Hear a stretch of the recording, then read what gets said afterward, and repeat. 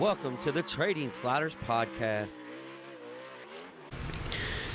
Here we go, episode number 98 of the Trading Sliders Podcast. I'm Bobby Puckett. Here with me in studio is Kurt the Flash Bennett. What's going on, Flash? Not much, man. Just a lot going on, but we ain't gonna get into that. Yeah. Well, yeah, that's yeah. Sometimes life just happens. Yeah, sometimes stuff just happens. Yeah. I'll tell you what else happened last night, Flash, for me. Yeah. It's not a very good idea at 1:30 in the morning to get you a NOS from the gas station. Oh, yeah. Support the people who support racing. Yeah. Got me a NOS, and you know you're really just giving up on life if you eat a gas station hot dog at 1:30 in the morning before you make the 4-hour drive home. So yeah. I just said, you know what? Piss on it. But this week's guest is Anton Hernandez, multi-time go-kart champion, the Tulsa Shootout champion in 2019, 2015 POWRI Out West midget champion, 2-time Indiana Race Saver champion, 6-time Longhorn Shootout champion. Anton Hernandez made our way up there in central Indiana. I guess, well, maybe it's north central. Yeah, probably. Probably north central. Yeah. Somewhere out there in the middle of the cornfield, Indiana. Yeah. And hung out with Anton the other night. Young man out of Arlington, Texas, trying to mend some bridges that he may or may not burned years ago. But it was a good time. Oh, yeah. We had a good time up there. Yeah, Anton, he was Anton had a good run last night, too, where I was at. Yeah, I seen that. Yeah, he... 17th to 8th or something like that? He was going forwards. Oh, yeah. Actually, that's the first time he drove that car too, ain't it? Yeah, so that's good, man. It may have even been the first time he's seen it when he got to the track type deal. Yeah, so that's pretty cool. But yeah, he did really good. So he probably would have done exceptional if they didn't back up a little bit in the heat race. Yeah. He was good in hot laps. Yeah. Anton backed up a little bit there in the heat race, but they got it going forwards in the feature. One thing, the track had a little bit of character. Yeah. And I think Anton, I don't think he wanted to tear his equipment up. Right. Yeah. So I think in the heat race, he just said, I'm just gonna ride around the bottom here. If a caution wouldn't come out with 2 to go, he would have been fine. Yeah. But he was kind of a sitting duck there. But overall, good run last night. I know this sounds like a broken record, but we gotta do housekeeping each and every week. So I had one person messaged me and goes, you could just record that one time and just play it. Yeah. I was like, yeah, you could. You could suck too, and we don't want to do that. So I said, Well, plus we might have something to tell somebody. Somebody might call us, tell us they weren't in a special or something. We never know. Never know. No special at Kentucky Clutch this week. No special. All right. But if you're in use for any of these things of the people that sponsor us, reach out to them. If you got a diesel truck and it needs to be worked on, reach out to Diesel Boys LLC. Our deep dive is being brought to you by Kentucky Clutch and Performance. If you have a clutch for any type of automotive application, reach out to the guys at Kentucky Clutch. They can get you taken care of. If you need race car aluminum, don't reach out to Kentucky Clutch this week because we don't have any this week. We got some coming. And don't reach out to Bandit Race Cars either, our other sponsor, because he's out of white too because he came up here and got our last little bit. So well, I mean, with stuff that went on this weekend, it's gonna be hard to find aluminum anywhere. Yeah. But our slider of the week being brought to you by Walt at Speed Decals. If you need any vinyl work, reach out to Walt. He's gonna be busy too because a lot of his cars. Usually when sheet metal's tore up, that means wraps are tore up. Yeah. We had some Speed Decals, crime on crime. Yeah. So a couple guys ran over top of each other and destroyed both of their cars. Yep. Our crash of the week being brought to you by D.O. Handyman Remodeling. If you need any remodeling work done around the house, reach out to David. He can do anything from as small as fix a window trim to as big as doing hardwood floors. And Kurt knows because he's done some in his house. Oh, yeah. But give David a call if you need something done around the house, 812-989-5002. Our racetrack spotlight being brought to you by JT's Trackside Catering. Talked to Jeremy Thomas. They had a great time up there at Florence, y'all. Yeah. Had a really good time. Got to cater the holiday. He was the cateree of the National Dirt Late Mile Hall of Fame this year. Yeah, that's cool. So that was pretty cool. And pretty sure he's going back next year. Already signed, sealed, and delivered. So, oh, yeah. Evidently he didn't suck. Good deal, It's kind of like why we're doing this reading. That's right. We don't want to suck. Yeah. And that's what's cool about reading this out live like this is because we can talk about people that we know and how good they are and what stuff they did that's going on with them. Yeah. So speaking of doing something this week, If you called Brian Barber and you needed some stuff done, you might want to call him again this week coming up, because I told you a few weeks ago he was busy as hell. I think he's only put on like 4 clips and 6 bodies and spindles. Oh yeah, he's been super busy because burning midnight oil down there. Yeah, yeah, he's been really busy. So if you need anything done around for your race car, he's just about caught up. So reach out to Brian Barber and Bandit Race Cars. Our past guest segment being brought to you by HCC Lawn Care. And if you're in the Louisville, Kentucky area, reach out to Ben Harmon if you need anything done around the house. Weed eating, hedging, trimming, whatever you need lawn and landscape wise, he will get you taken care of at HCC Lawn Care. And if you need anything hauled, gravel, like I know I've said this a couple times, Kurt just rode down my driveway. Yeah. He could tell if you need gravel or lift kit, one or the other. I drove the truck this time. Okay, yeah. You need one or the other, gravel or lift kit. Yeah. But if you need anything hauled, gravel, topsoil, mulch, anything, reach out to Whitaker Trucking. He can get you taken care of. All right, I think I got everything. Yeah, that's good. It's gonna be good enough. If I forgot somebody, so be it. We are having a little bit of technical difficulties today, so bear with us. When you get this, you'll understand. Yeah. There's some stuff going on. Put a little teaser out, Flash. We're gonna start off with this. Yeah. Getting awful close to episode 100. Oh yeah. Well, maybe. Yeah. Maybe. Yeah. With the freaking editing app that's going on, but we're getting awful close to episode 100. Yeah, that is for sure. So it's looking forward to it. It's going to be a good one. Yes, it's already recorded. We already know it's going to be. Yeah, we already know it's good. Yeah, so it was one of those things that if you grew up in the Louisville area, trust me, you will not want to miss this one. Oh yeah. Yeah, you will not want to miss this one. Yeah, so, it was a good time. This is going to be one of those racetrack type segments that everybody's going to want to listen to. Yeah, it's. We're not gonna give away too much, but it's like I said, if you spent time at LMS and Sportsdrome and Charlestown and Whitesville, right, you're gonna want to listen to this one. Yep. That's the best way to put it. Oh yeah. So news this week, North South 100 did the damn thing. Oh yeah. Plenty to talk about there. Yep. Racers upset and taking to Facebook, so we're going to get into that a little bit. Huge car count at Mount Pillier. I made a weekend race trip weekend. I cannot freaking talk today. Maybe it's still the NOS. Yeah. Pumping through the blood. Yeah. Weekend race trip at Mount Pillier. That's tough to say. Uh-huh. Late models are acting like sprint cars, so we're going to get into that. But we're going to start off with update on Garrett Albertson. Right as we... I've just seen that too. I'm glad to see it. I mean... Yeah, right as we're recording this... no telling when it's going to come out because we're having editing issues. But update as we're recording this, Garrett Albertson is released from the hospital. Broken nose. I think he's had a couple facial fractures. Couple stitches. Yeah. So needless to say, he is concussed, got a concussion, but doing well after being taken to the hospital last night. I've been hitting the helmet before too in the dirt. I'm sure you have. Yeah. So I mean, it'll knock your brains out when it hits you. It's crazy sometimes. I mean, I haven't been hit by nothing big, but just the ones I did get hit with was bad enough. I'll tell you. I've rung my bell just. Well, I was at Glasgow one night, Flash, and it was a heavy racetrack, and my tear-off peg broke. Oh, yeah. So my tear-offs were laying to my left side, and my shit just piling up. Yeah. So I'm leading, and we're going down the back stretch at Glasgow, so I pull my visor up because there's no cars in front of me at all. Yeah. None. I go down the corner and the right front, the nose is, on the sportsman cars digging in.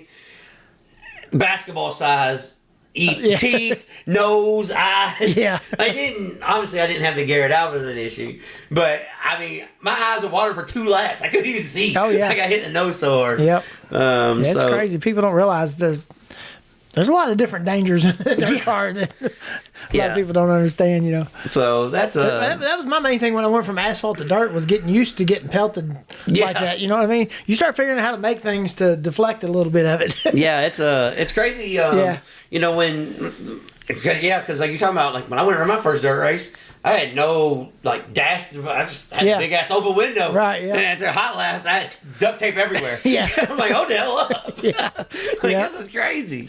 Yeah. But yeah. So that was But good news, Garrett Albertson looks like he's going to make a full recovery. Yeah. We're going to start off this week with our past guest because we're going to segue into something that that I had somebody ask me at the racetrack last night. And we'll go into that once once I read off our past guest here. But our past guest winners. So we try to keep up with everybody. 100 shows in, 110, 15 guests. Yeah, it's kind of hard to keep up with everybody what they're doing, especially since everybody races on Friday and Saturday, and I'm usually at the racetrack Friday and Saturday. Yeah, so it's really tough. Try to find that on Sunday. Yeah. So, but this week's past guest. We're gonna start off with the Maverick JT Huffman. Got him a dub finally. JT finally got you a win at your old stomping grounds there at Little Salem. Thunder Valley. Little Salem. Yeah. Yeah. We always call it Little Salem. It's Little Salem. I still call it Little Salem, no matter who I'm talking to. Yeah, they're like, what are you talking about? I'm like, Little Salem, bro. Yeah. My nephew, Caden Puckett, got him a win at the Sports Drome. I think he ran second Friday and won Saturday at the Drome, so pretty good weekend there. Yeah. Kid Dasco, Devin Gilpin, got him a win at Florence in a non-qualifiers race. And he might have made more money than half the guys there. yeah, that was not a bad 15 he laps. made a last lap pass too. Yeah, for that. Jordan Weaver, as you if you follow along on Facebook, I made a little post. Jay Weave getting shit figured out and got him a win there at Mountain Pilgrim Motor Speedway in the Terry Hall Memorial. Paying $2,500 win. 52. Yeah. 52 of them showed up to that one. That's pretty cool. Yeah, that was a pretty good win. Logan Walls got him a win down at Thunder Mountain Raceway, Speedway, all these. Yeah, I think it's Raceway. I think it's Raceway. Yeah. Yeah. Thunder Mountain in Kentucky. How about that? Yeah. Logan Walls got him a win there. And Caleb Todd ran second. So, that's pretty good. A little 1-2 there for the Trading Flowers podcast. Cole Followay went to With Virginia and said, hey, what's that? Modified Mafia Tour, just give me your money because that's what I do. Yep. So Cole Followay made the trip across there.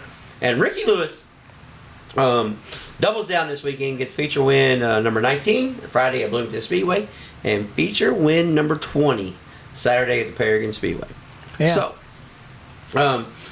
as I'm at the racetrack last night, I'm walking through the pits, and first off, Flash, you know what's crazy to me is people, we got a brand. Yeah. That's still, nuts to me. And they're like, hey, Slaughter. I'm like, what? Yeah. So I walk over, and there's a group of sprint car guys standing there. One of them says to me, well, you see Ricky Lewis is beating up on all of us locals still. Yeah. And so I turned to him, and I'm not gonna out this guy because he was half-assed jokingly. Yeah.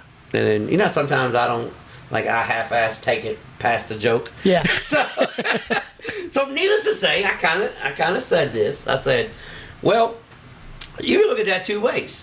You can look at that as you guys are not superior. Yeah. And he is up here. Or you can look at it, he's racing with his budget, and Indiana sprint car race, nominating sprint car racing is the toughest in the country. Yeah. And he might be the best at the local stuff right now, regional. So, don't downplay it. You know what I'm saying? There is no cherry picking in Indiana. No, that's I don't care where you go, what track, any night. There's no cherry picking. So I think there was 37 cars at Bloomington and 39 at Perry. Yeah.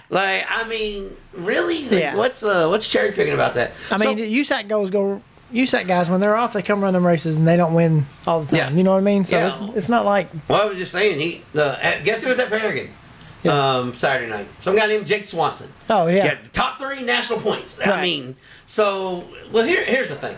And Ricky Lewis, he explained this I'm going to give the guy a shout out, on the Non-Wing Network, on why he races like he does, why he runs local, regional. He'll travel to Missouri. He'll travel. And he don't shy away from USAC. If USAC comes to his area, yeah, he races with them. He races with them. It ain't no big deal.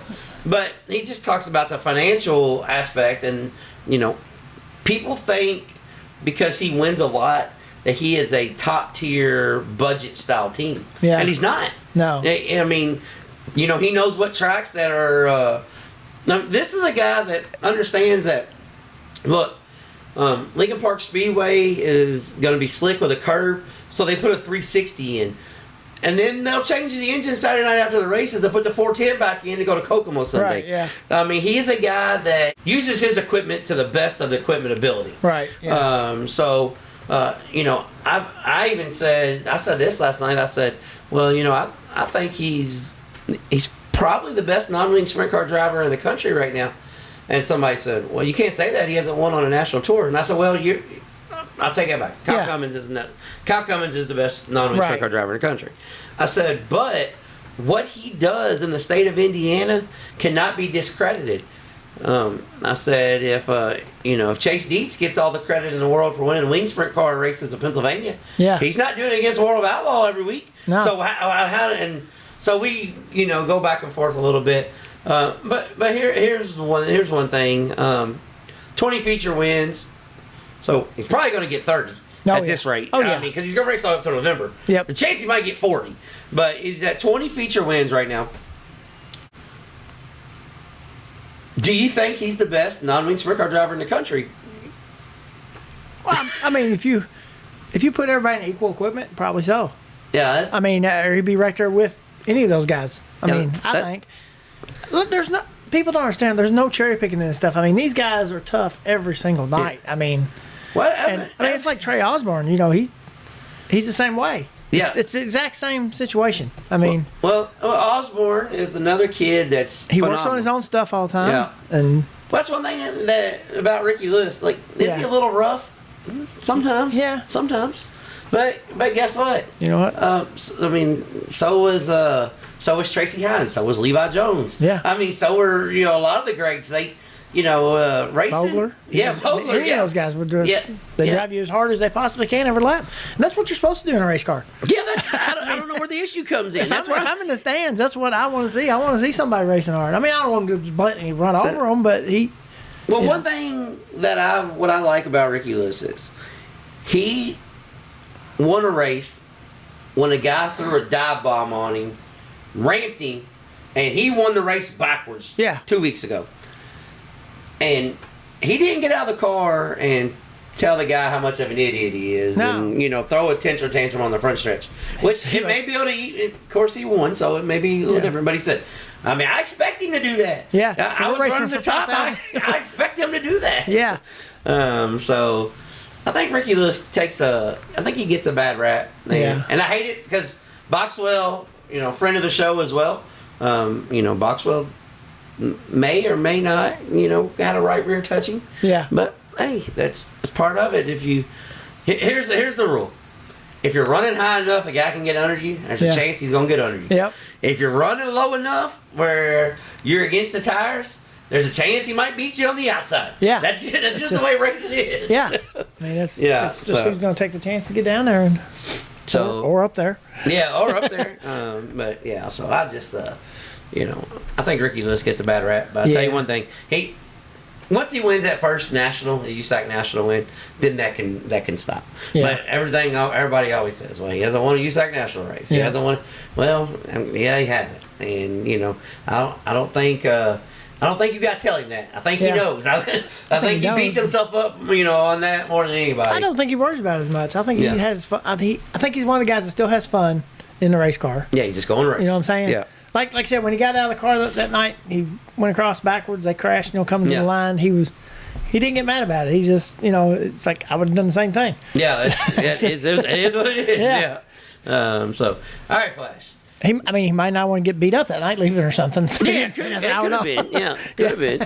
All right, Flash. Now we're going to talk about the North-South 100. Yeah. The good, the bad, the ugly, the beauty. Yeah. First off, absolute insane crowd for 3 nights. Oh, yeah. I mean, the crowd was insane. Night. Every night the crowd was insane. So for people like me who bitches and says you need a support class, what do I know? Yeah. I don't know what I'm talking about. Yeah, what do I know? So let's start off with, I seen a comment on Facebook, or maybe Twitter. I was driving home last night. It's about 3 a.m. Yeah. My co-pilot's snoring, so I'm strolling through. I'm popping a nos and I'm strolling through. I think it was Facebook. Yeah. And somebody said the North South 100 this year was the shit show that turned into the race of the year. Yeah. I think that's a pretty good explanation. Yeah.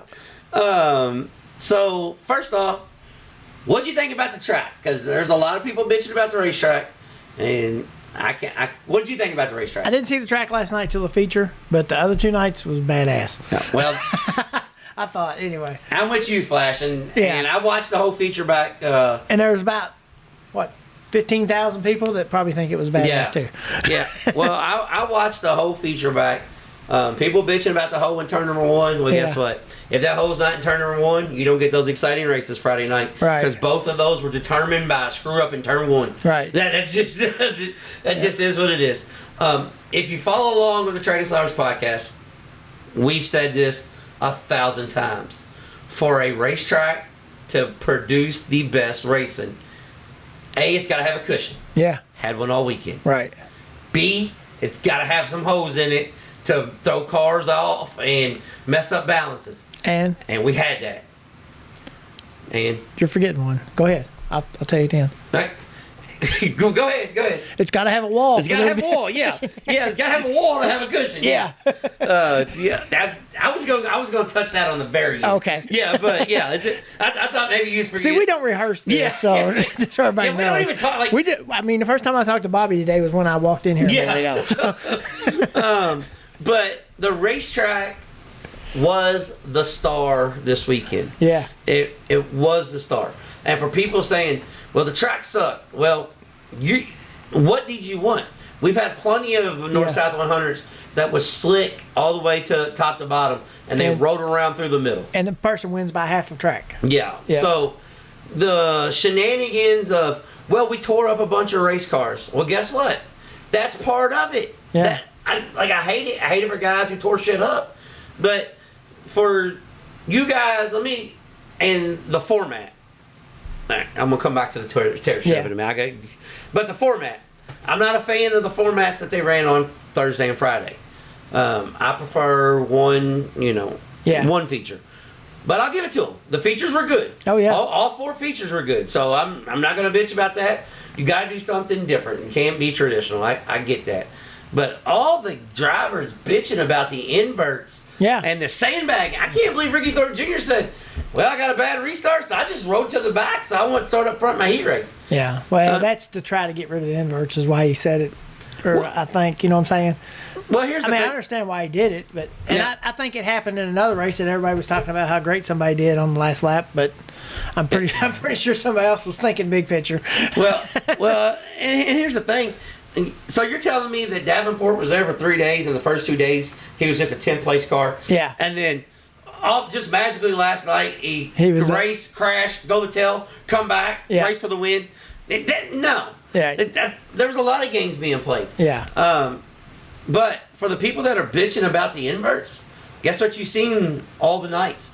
Cars going forwards. Yeah. Cars passing each other. Yep. So here's my only suggestion about that is wait until after all the points Friday night. Spin the wheel. Invert it. Spin the wheel. And here's the thing. Just let the invert be 4, 6, 8, or 10. Yeah. Let's do it that way. Right. USAC don't have a problem throwing an invert in. You know what it is. And they invert the feature after you get in. Right. So you really don't know what the invert's going to be. Yeah. If somebody misses that the way show. You can't guess it. Yeah. Somebody misses the show. So here's the thing. Here's one thing I will say. For people that are saying, this was awesome. This is race of the year candidate. This is something that, we need. Slide jobs. Cars passing each other. I'm going to be this guy this time. Welcome to sprint car racing on a Saturday night in the state of Indiana at every damn racetrack. Yep. When I tell you guys be open-minded, go see something else, this is the something else. Yeah. It's just like this every night. Yeah. What you guys are raving about is Bloomington, Hobstadt, Lincoln Park, Kokomo, Circle City. Yeah. This is what happens on a Saturday night for $15, not $65 getting in general admission. Yeah. So, yes, the show was great. I'll give it to them. Oh, yeah. I said, late models doing sprint car shit. Yeah. Yeah, bouncing through the hose. Drivers actually having to drive the race cars. When else you see somebody wheelie down the backstretch to pass another car? Like, Yeah. like Josh did last night. Yeah, that's what I'm saying. Like, that, you know, the crowd, the atmosphere, the North-South 100 was excellent this year. Yeah. You know, I'm not the biggest Jonathan Davenport fan anyway, but man, I love seeing him have to race now. It is so cool seeing them. Them young guys are making him a better race car driver than what he ever was. Well, I mean, he was always awesome, no doubt. But now it's a different kind of racing. Well, and he has to race hard. I mean, and I think, and I could be totally wrong, but when you sit back, Michael Rigsby at Flow and Dirt on Dirt, he took a video camera, a laptop, and a dream, and became a multi-millionaire. Yeah. So he's not a fool. No. When we have the Prairie Dirt Classic, the track's juiced up, we got a cushion. When he talks about Josh King, you know, Josh and him are really, really close. We had a racetrack at Produced. This year at the Dream, what do we have? We had a cushion. Yeah. So they're not fools. They can look at other sport, you know, types of motorsport and saying, we are lacking this. This is not what it used to be. Right. And the product is the byproduct of it is you get excellent events. Yeah. You know, times have changed. Riding the slow and slick shit don't work no more. No. It don't. It works for two divisions. It works for 305 wing sprint cars, and it works for crate late models. Yeah. Everything else, it don't. Right. It don't. You got to have a and even those, you still need a cushion. Yeah. But it can be slick in the middle. Right. Yeah. The racing this weekend was awesome though. Yeah. The North South, you cannot complain about the racing at all. Nope. But I tell you what, you can't complain about though. You can you can complain about 24 people going to jail after the races. Yeah. Because they've been drinking for 3 or 4 straight days, can't hold their alcohol. That's a black eye for the sport. Yeah. That's the reason why I don't go to the World 100 no more. So right. The reason why I don't go to those events. I preferred because we know you can see that same action and even better, you know, all over the country. It doesn't have to be the World 100, the Kings. It doesn't have to be that. Yeah. And, you know, that's the beauty of it. But also, we had fans, you know, well, I'm not going to say fans because they're not. But there was like 10 or 15 generators stowed at the campground while the races were going on. I heard about that. Yeah, that's bad. So I'm hoping that somebody from outside the racing community that just so happened drove down the road and said, oh, shit, there's a campground there. Yeah. Let's go do this. I hope that's not some. But I know how it is. Somebody that knows what racing, what type of events going on is the one, because you got to know when to go by the campground to pull the trigger to make that happen. Yeah. So that was a terrible deal there. But overall, though, I mean, the racing was great. So 2 things that I want to say. We'll talk about the preliminary nights first. Thursday night, B. Shep won and Mike Marlar won. It was Night of the Rockets. Right. Rocket 2s. Yeah. Rocket 1's gone. Night of Rocket 2s. And then Saturday night, Brandon Overton, or Friday night, I'm sorry. Brandon Overton took the win. First time since Circle City. Yeah. He's glad they don't got to say that no more. He can't say it no more. Yeah. That's what he said. I tell you what, Brandon's pretty much has the best interviews anymore of anybody. Well, I've even got that wrote down. Talk about the interview. Because he said something on there that a lot of people don't understand. But if you've done this long enough, and he said, you know, when you're riding the highs right now, I mean, you just think this shit's gonna happen all the time. Yep. Don't take it for granted, because once you fall off that horse, you can't really get back on it. I think so. It takes a long time. So you know, I thought that was pretty cool that he said that. You know. And how about Josh Rice breaking out a new rocket, being ballsy? Yeah. And then it paid off. Yeah, it paid off. And then Saturday night, I mean, the race sucks for Dan Ebert. Because he was running good. Yeah, well, what really sucks is we had two guys that I really respect make comments. I know they was pissed because their shit was tore up. Yeah. But this is why I kind of lean towards another guy. So there's 3 guys that legitimately had a shot of winning the North-South. Yeah. That was, total. Brandon Shepherd, total. Yeah. I love B-Shep. But B-Shep, he was basically placing the blame on Ebert. Well, I'm just not going to say anything because I don't want to hurt people's feelings. Yeah. So he was bitching about the inverts right off the bat. Marlar just goes right ahead and says it. Mike Marlar says, listen. So Marlar just comes blatantly out and says, yeah, well, inverts don't work, and this is why, because I think the best car should be racing for the win. He said, so they're going to get a terrible race now. Yeah. Came across the wrong time to say that. Yeah. They did not get a terrible race. And number 2, did you see Marlar's interview by Stock Car Report? No, I did not. And he goes, well, what do you think about sandbagging? Because Ricky Thornton Jr. said, he tried to hit the invert, and he says, Ricky Thornton Jr. says a lot of shit. I don't think Marlar likes RTJ. Yeah, it sounds like it. Yeah, I don't know where that came from, so I don't know about that. Yeah. But one thing, then they interviewed Bobby Pierce about it. Yeah. And Bobby Pierce said, well, I seen the guys fan out in front of me. That's usually not good. We all crashed, and I thought I was going to be okay. I got drove up in there. Car needs a clip, but that's racing. Yeah. I'm like, whoa, no, you can't. You gotta be crying like everybody else. Yeah. You got to blame it on inverts and yeah. Yeah. That second prelim night though, what I was talking about a minute ago. Did you see the last lap of it when Rice slid him? Yeah.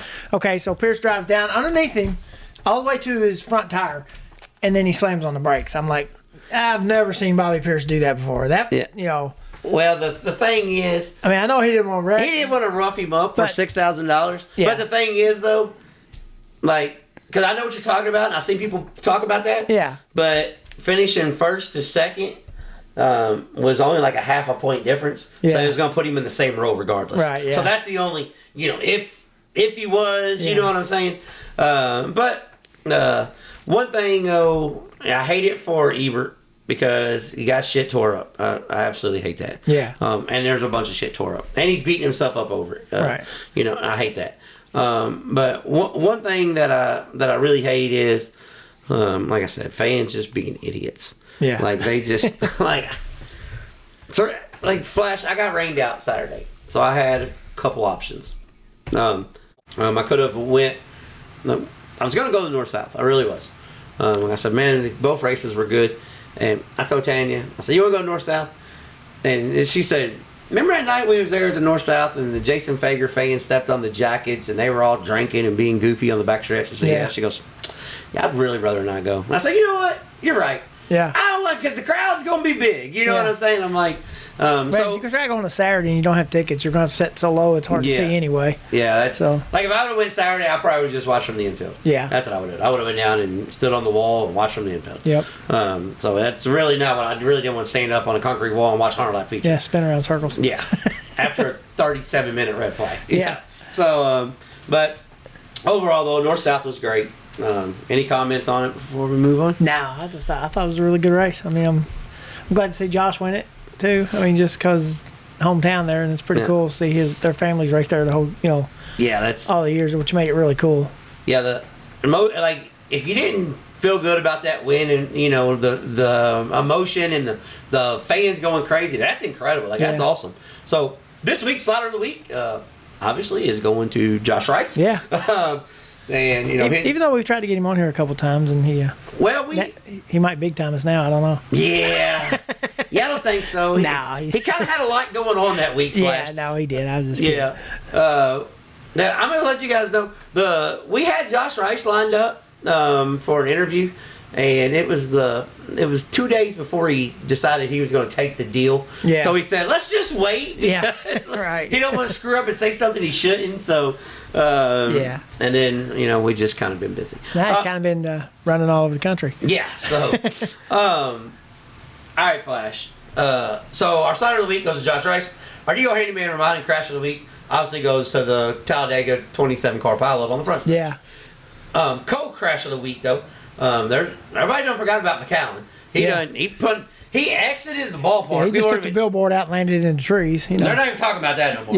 Yeah. But we did have some regional late model crime. Yeah. Where Trevor Landum and Jason Jameson decided to do sprint car shit. Yeah. And get tangled and flip. That was a nasty one too. I'm not even gonna get into that this week. We'll touch on that one some other time. But if you haven't seen that wreck, you need to look that up. It's a gnarly one. It's a different one than what you're used to seeing with the late models anyway. Yeah, that was so Saturday, like I said, I had multiple options, and we decided to cross the very last racetrack in the state of Indiana off my list. Yeah. Mount Pilliard is got, well, I say that. I've been to US 24, but all I seen was the pack trucks because it got rained out. Right. So, but I'm gonna count that. I seen the car go around a lap. Right. Yeah. It was just an Impala. Yeah. With the late model tires. Yep. But yeah, so went to Mount Pilliard. First off, racetrack is pretty badass, really. I know they didn't have a real good showing during the Summer Nationals, but shit happens. Yep. But the racetrack, like I said, it's wide, it's banked good. It's got a big, huge, flat gravel pit area. It's got a bunch of cool places to stand to watch like hot laps and stuff. They got these little like camera piers all outside the turn. Oh yeah. And they've got just one barrel, like one concrete wall. Just think about being at Brownstown and there's no catch fence and no haulers there. Oh, the haulers are behind you. You're just standing at the wall and turn forward. Oh, okay. Yeah, you know what I'm saying? Yeah. So it's pretty cool. It's a pretty cool place. Got really good food. One thing cool they did, they had a back to school bash, and they had 2 hot dogs, fries, and a drink for $7. Dang. So you can feed the family. Yeah. Sprint cars, Boss Sprint Car Series, $2,000 to win, $2,500 to win. Terry Hall Memorial, modified A main, modified B main, $800 to win non-qualifiers race, and the Midwest Thunder midgets, $15 general admission. Dang. 15 buck general admission. That's pretty good. And you know what it was? Full. Yeah. Oh, I bet. Full. And they were going to do it after the races. I'm putting this out there for people. When your stands are full and it's only $15 to get in, those people are going to spend their money at the concession stand. Oh, yeah, because they were long the whole time. Yep. And it was supposed to be after the races, but they did it before the sprint car feature. We had a fireworks show like Thunder over Mount Pilliard. Oh, yeah. Yeah, it was 35, 40 minutes. I mean, it was the biggest damn fireworks show I've ever seen at the racetrack. It must got a discount because July's over. Yeah. But Circle City Pyros, they put on a damn fireworks show. Yeah. Because Tanya was like, oh my God, really? So now we got to sit through the fireworks. I come to watch the sprint cars. And afterwards she goes, that's a pretty damn good fireworks show. Yeah. I said, that was a good fireworks show. But sprint cars, the A main last night went to Zach Pretorius. He started on the outside pole. And if there's a cushion, Zach Pretorius may be the biggest throttle dumper in the country right now, if there's a cushion. Yeah. And the guy running second behind him, Jacob Boxwell, the same way. Oh, yeah. But Boxwell didn't have nothing for Pretorius in the feature. The Pretorius was checked out. But the race from 3rd to 8th or 9th, 25 green flag laps, slider fest. I'm talking trade-in positions. Anton Hernandez came from 17th to 8th, no cautions. Yeah. I'm sliding, and the racetrack, it was cowboy up character, slick on the bottom, holes in the middle, cushion a foot tall on the top. Yeah. It was badass. I mean, it was really good. But yeah, it was a really good event. And the modified A main, I'm not gonna lie, I didn't stay for it. Yeah. Sprint car feature got done at 1, and I told you about the 1:30 at the gas station. You know, so as we got home at 5 o'clock this morning, I didn't stay for the mod or the midget feature, and I was wanting to, but I screwed up. I didn't prepare to camp out. Right, yeah. I was going to ask you if you did, but then I looked and I was like, it's probably 85 degrees, isn't it? Well, no, it was in the 70s. Was it? Yeah. Oh, yeah, like Tanya had to put a hoodie on. It was. Oh, yeah. No, it was nice. Well, you'd been fine then. Yeah, it would have been fine, but I just wasn't prepared for it. So, so we made the drive back home, and Tanya said, we're going to, if you get tired, just pull over, rest there or something, we'll take a few minute nap and come on back in. And evidently, she got tired before we got on the expressway. Yeah. So I slept all the way back home. And the Nos Guava, Lava, whatever, the new commercial you see on Flow. Yeah. That shit worked. I don't know if it's... I know it's not good for you. Yeah. I got home flash. I watched the whole north-south. I was wide awake. When I left the racetrack, I couldn't hold my head up. Yeah. I got to the gas station. Shit, I was good. Yeah. So that's how the weekend race trip went. But the modified feature went to past guest Jordan Weaver. So it was a good trip. 52 mods, 40 non-wing sprint cars, and 33 midgets on a Saturday night in a very small town, Indiana. That just kind of like how we did Anton Hernandez's interview. Yeah. With nothing around us but cornfields. Cornfields, yeah. That was it. Closest store to us was we ran by a Dollar General. Oh yeah. Imagine that. Yeah, go figure. But yeah, so that was how the weekend went. It was a good trip. All right, Flash. So our fan question of the week came from Jennifer, and she didn't give hometown. It came on Spotify. But if you could go back 25, 30 years, so that's like roughly 2000, 98, 99, 2000. Yeah. What would you do different in racing? Wow. And then Todd from Paris, Kentucky almost had the exact same question. His question was, what would, if you could go back in time, I don't know why we got two if you could go back in time this week. Yeah. If you could go back in time, the stuff you took for granted, what would you spend more time on? But for her, what she said, you go back in time, what would you do different in racing? Oh, I don't know. 2000. Let's say 25, 30 years. That's I was still running asphalt time, so I'd have probably went in and went dirt racing. Just saying. Yeah, that's a... Yeah. But no, I don't know what... I mean, I don't know. I mean, cars were cool back then, too. I mean, everything progresses, Back in 2000, they wasn't hiking up like they are now as much. Yeah. It was more like street stock racing back then with the late models. It was... Yeah, it's one of those things. I know what I would have done different because when I was in high school, I started doing some video recording a little bit, and I've got some old VHS tapes. Yeah. And I probably would have. I wish I would have. When you're looking at it back then, you're thinking, I'm gonna race forever. Yeah. For me personally, I wish I would have got into what we're doing now back then. Yeah. We didn't got to be a podcast, but I wish I would have, took the announcing the videography, trying to get a job at ESPN or Flow or Dirt Vision. I wish I would have done that sooner. Yeah. That's what I wish I would have done. Yeah.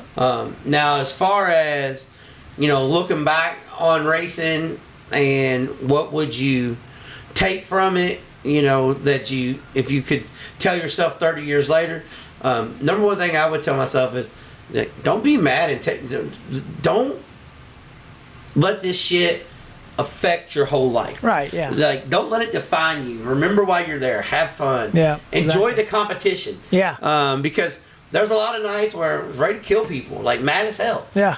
Don't leave the racetrack mad because you never know. That might be the last time you leave that racetrack. It may shut down. Because that was in the 30 years ago was in the heyday of racing. Oh yeah, racetracks everywhere.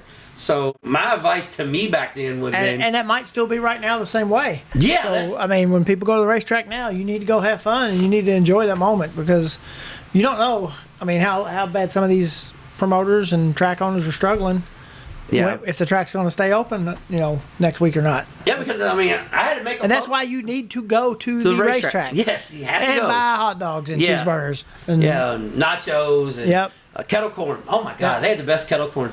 I think I brought some in. You have to try this shit. Yeah. They have the best kettle corn I've ever eaten in my life last night. Yeah. But yeah, that's the main thing is, make sure you're having fun. And back then, if I was, by 2000, I realized I wasn't going to make it to NASCAR. Yeah. I should have just been well, and I kind of did. I kind of, when I finally switched over to dirt, I was like, man, I'm going to go to the dirt track. I probably ain't never going to win a feature, but I'm going to go have some fun just kicking it sideways in the corner. You know what I mean? Throwing it in the corner just because it's cool looking. Yeah, because this is cool stuff. Yeah. Yeah, that's one thing, and I would say this to today too. Just know where you are in the sport. Kind of like my Facebook post I had to make. No, if you race modifieds, realize, hey, it is a support division. Yeah. If you race late models, and there's only 40 guys doing this for a living. Yep. And really, there's only 3 of them making any money. Yep. So realize what you are in the sport, and once you do that, and realize that we all need to work together, we all need each other, and this is supposed to be fun. We are a form of entertainment. Yeah. Once we realize that, we'll be okay. That's just like what you was talking about earlier with Ricky Lewis. I mean, that guy, he knows what he can do. Yeah. And he knows if he gets out of that, he's not going to win races. He likes to win races. Yeah. I mean, that's where I was. When I ran, I always liked to win races. If I didn't feel like I could win, I told myself I wasn't going to go to the racetrack anymore. Yeah. If I didn't think I had a chance every time I went, you know what I mean? Yeah, well that's where, like, when I was younger, I loved the competition. Like, I never, if Thunder Valley had well, they called them sportsman then, but sportsman race, and it paid $1,500 to win on a Friday night, but Bloomington was paying $1,520. Yeah, I'm going to Bloomington. Like, that's just, what I'm saying. Like, right. It's just different now. It's just so much. It's so different. And I get it. The cost is expensive. I get all that's a whole nother soapbox. We're not gonna get on. Yeah, we didn't got off that question. Yeah, somebody's like, "What are these guys rambling about?" Yeah, what the hell? It's our show. We can talk about what we want. Yeah, we may not be able to get it out, but we can certainly talk about it. Yeah, it may not come out, but we'll have it here. But it will be here. I don't know if you'll hear it, but it will be here. But we're gonna get off here and listen to this week's guest. Some kid won some event called the Tulsa Shootout, so that's a pretty cool deal. Yeah, you want to? You got a golden driller. You're pretty badass. Yeah. Like, for people that are gonna listen to this interview, I said he moved with his iRacing steering wheel and his helmet bag and his seat, but I probably would have thrown the golden driller in the truck with me too. Yeah. Carried it in every shop. I was trying to get That's what we should have used for the picture on the front of this, was his seat sitting there with the iRacing stuff in it, because it was in the garage. He was there. You'll like this one, Flash. I'll show it to you here in a second. Okay. Yeah, no, this one's pretty badass. Cool. This thumbnail will work. Yeah. So, bitch, I'm from Texas. Yeah. Anton Hernandez. It's time for the Trading Sliders Deep Dives, presented by Kentucky Clutch and Performance.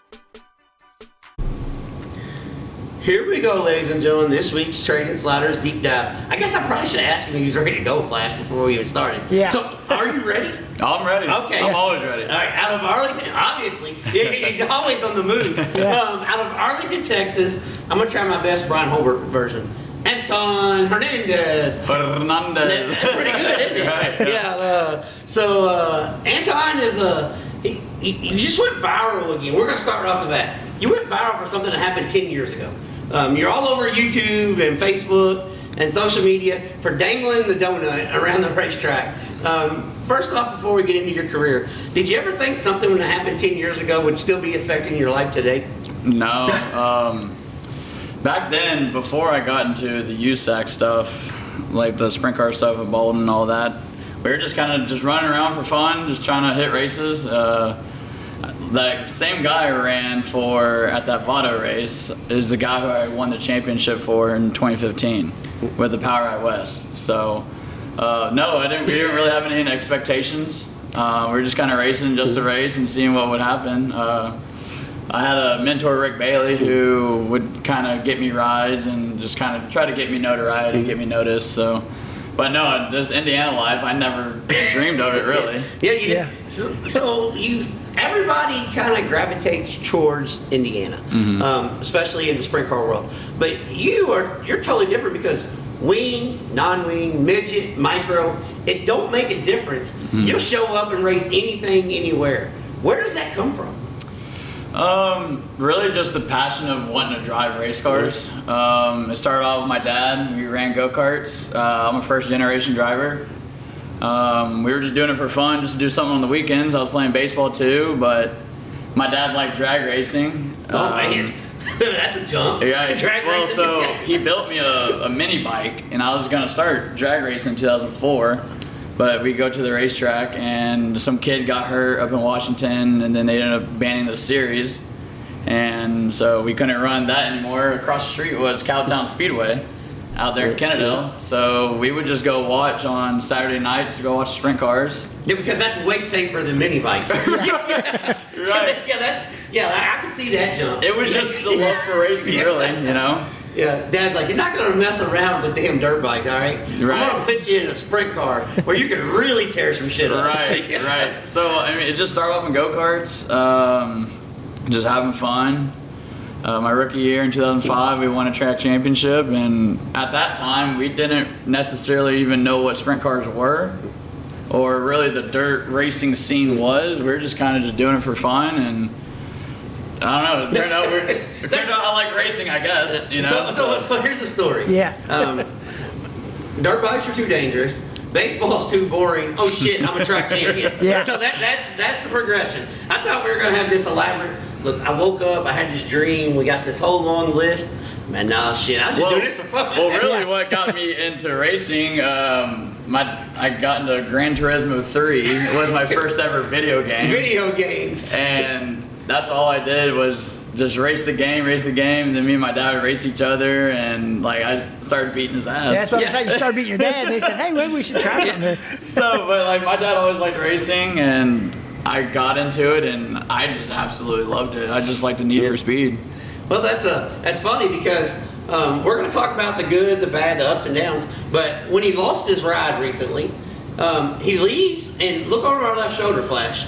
He leaves with his iRacing setup and his seat. He's like, look, you can kick me out of the ride all you want, but I'm taking my damn iRacing stuff. Right. So he's still a video game kid. Yeah, not as much anymore. I've just been busy with the racing side of things, but whenever I can, I like to iRace. That's pretty much the only game I do now.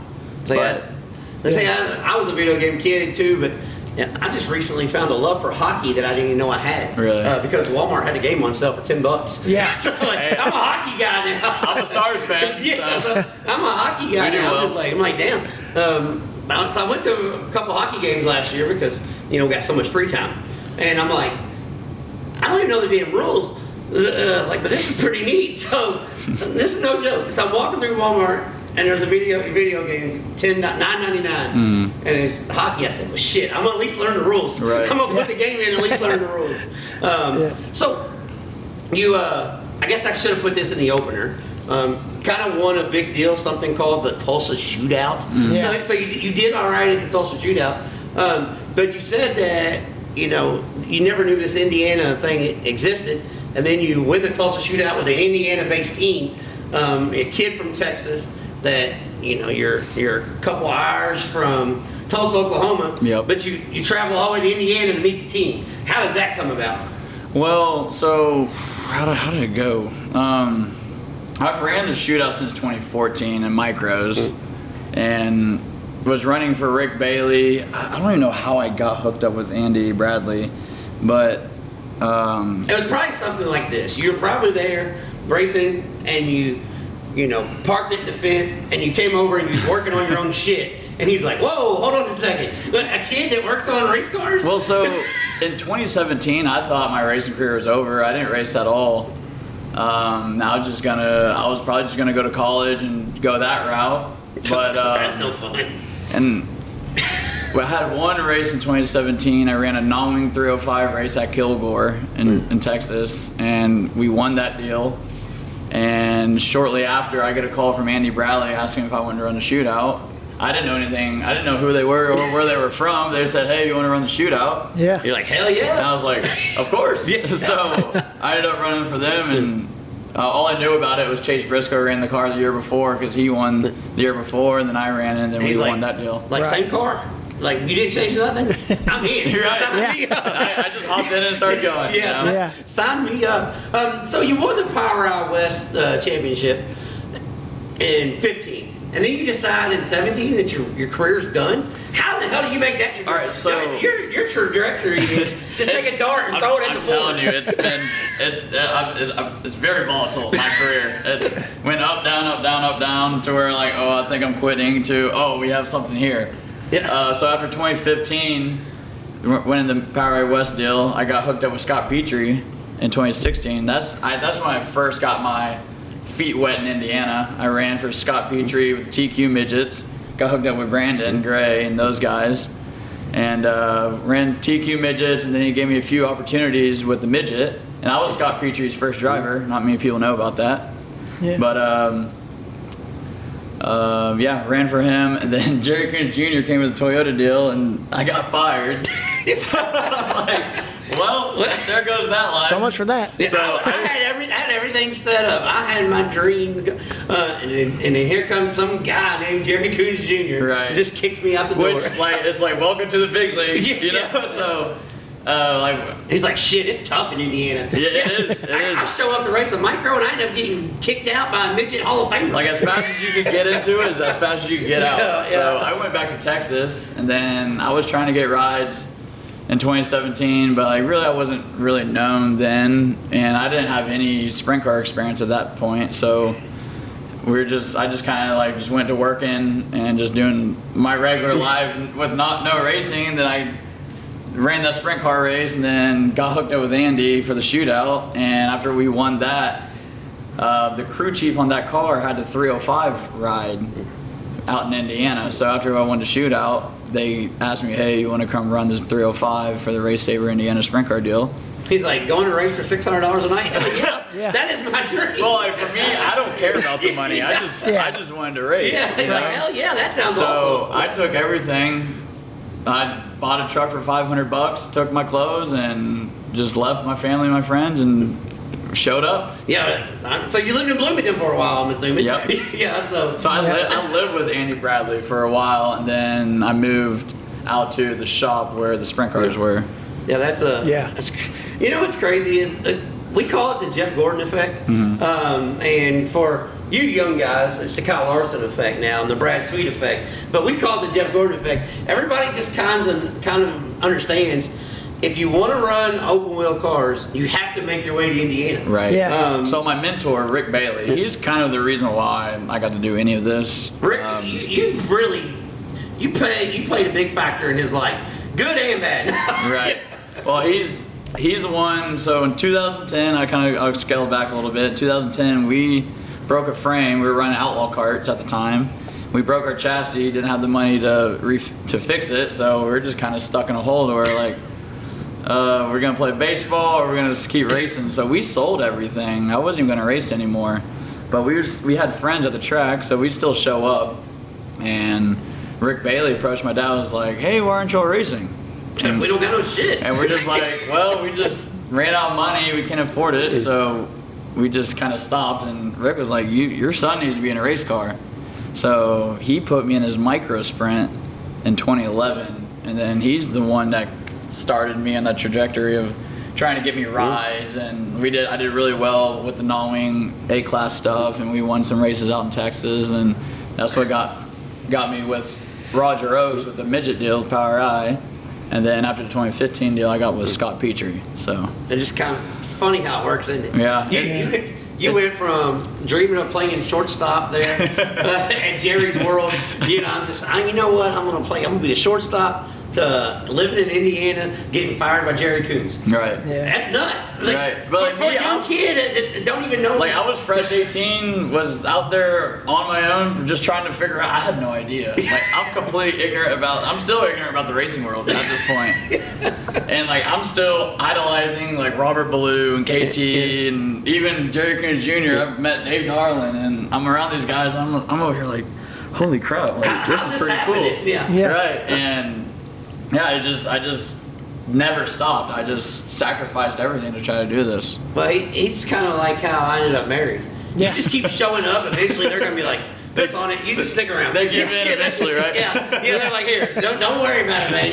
You just stay here with us." He's not gonna leave. Yeah. Right. I mean, if he's not gonna leave, let's at least put his ass to work. So. And there's been a bunch of times where I was like, would kind of doubt myself because you get fired and you're like, well, dang, like what's going to happen now?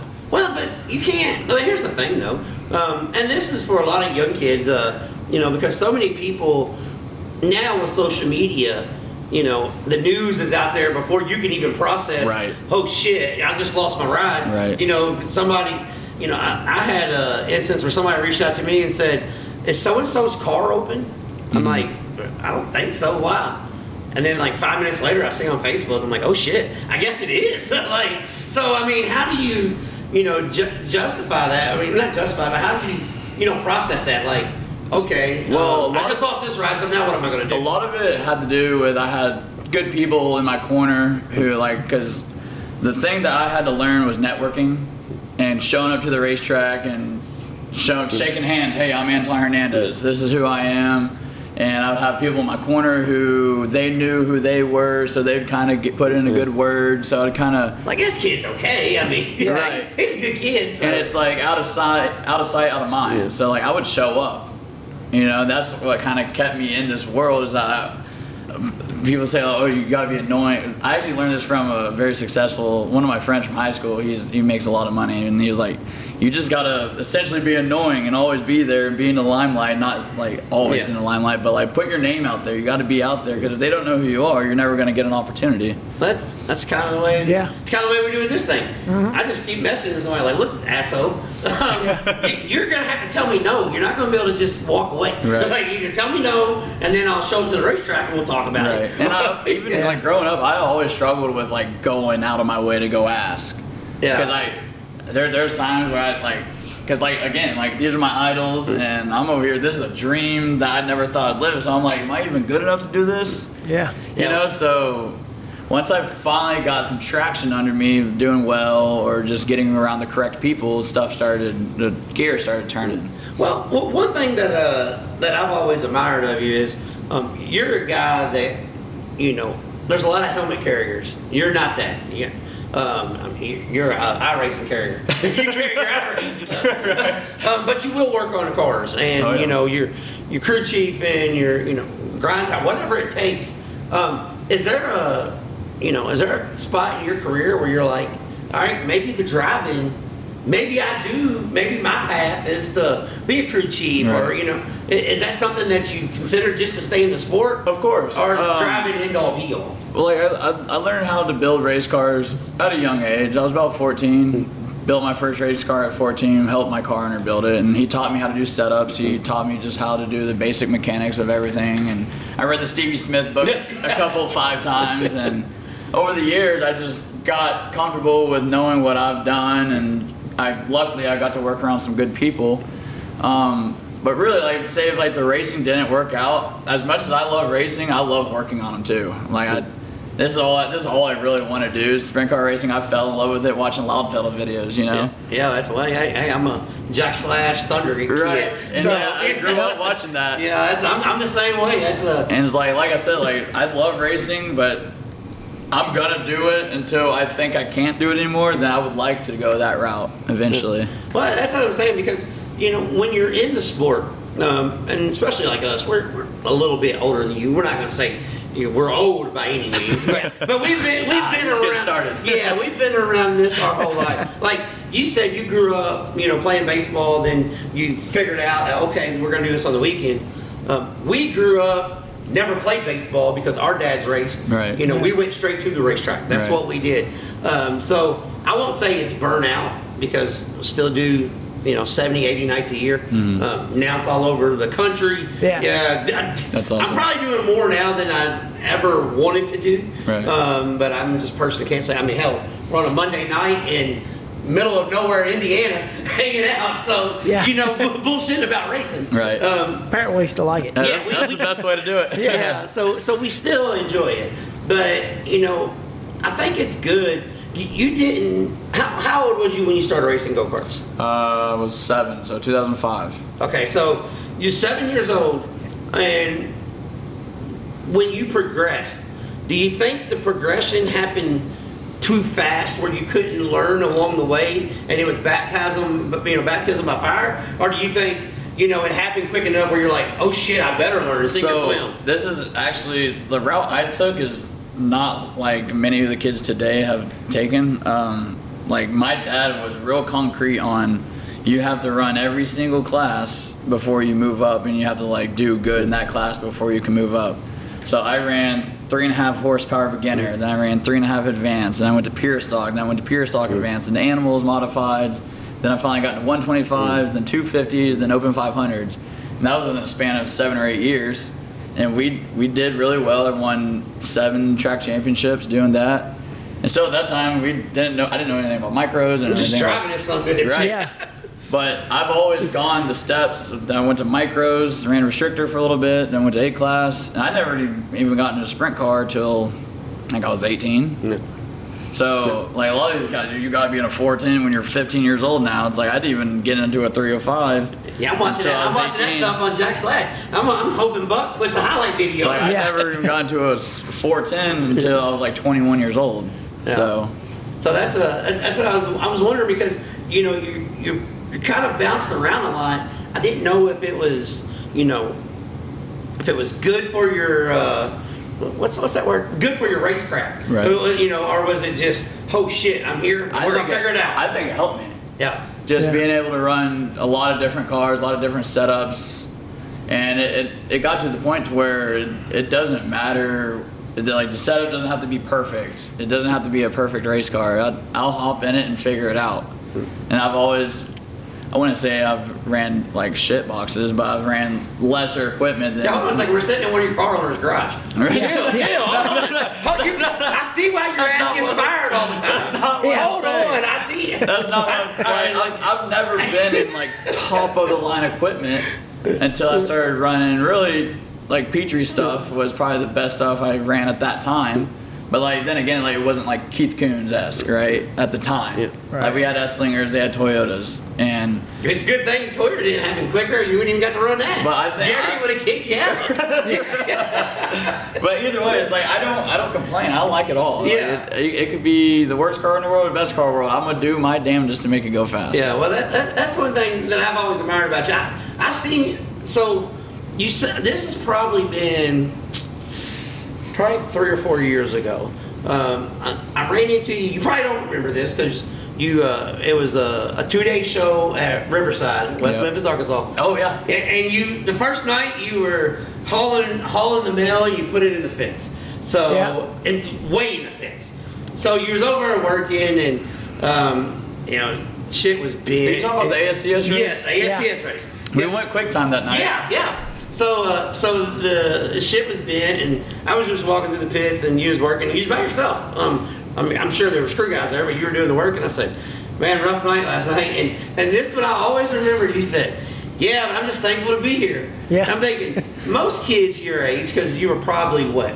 How old are you now? 28. 28. So you was probably 24, 25. Right. So most kids your age be throwing a fit in the trailer while somebody else is working on it. Right. And you was like, "No, I'm just happy to be here." And I was like, we need more kids. I was pissed off. I guarantee you was. I mean, it went from good to bad real quick. You gotta act a certain way. Yeah. So. But that just registered with me. I'm like, because when kids jump around, and some people, you can see it a mile away because you're like, this kid, like you don't know the kid, but you get a persona of like, yeah, that's not going to work with this guy. Right. And and I kind of had that about you. I was like, I didn't know if it was you or the situations, because you never landed anywhere, concrete. Right. And I just kind of watched along, and I was like, I think all the people we walked by that night, he's the only one that come out there to talk to us. Yeah, he kind of stopped us to talk to us. Yeah. So, it was one of those things where I was just like,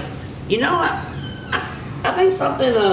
Hey, bye, Desmond. Yeah. Great kid, by the way. But I think it was one of those situations where I was like, I don't think he's really got a fair shake. Yeah. And when you move to Indiana, and